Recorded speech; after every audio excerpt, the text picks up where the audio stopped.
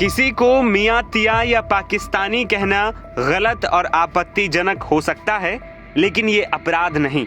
ये कहना है देश के सबसे बड़े न्यायालय का। सुप्रीम कोर्ट ने कहा है कि ऐसा कहे जाने पर धार्मिक भावनाएं आहत किए जाने के मामले में भी केस दर्ज नहीं हो सकता है। अदालत ने 80 साल के एक शख्स के खिलाफ दर्ज केस को खारिज करते हुए ये टिप्पणी की। बुजुर्ग पर आरोप था कि उन्होंने एक व्यक्ति को मियां तिया और पाकिस्तानी कहा था।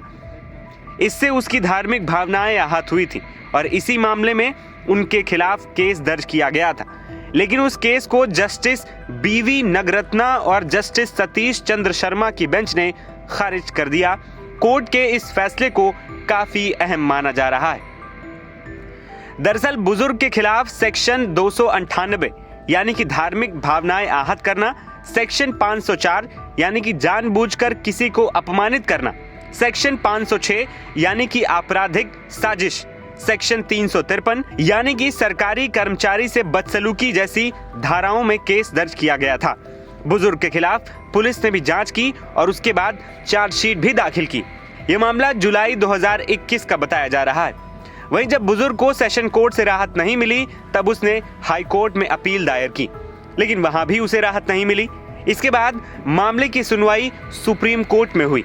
सुप्रीम कोर्ट ने साफ कर दिया है कि बुजुर्ग की टिप्पणी तो गलत है, लेकिन इसे आपराधिक मामला नहीं बना सकते।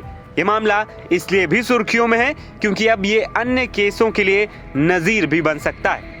दरअसल झारखंड के बोकारो सेक्टर 4 में थाने में दर्ज ये एफआईआर चास के सब डिविजनल ऑफिस में उर्दू ट्रांसलेटर और क्लर्क के पद पर काम कर रहे कर्मचारी ने दर्ज करवाई थी। कर्मचारी ने कहा था कि वो एडिशनल कलेक्टर के आदेश पर आरटीआई आवेदन का जवाब व्यक्तिगत रूप से पहुंचाने गया था।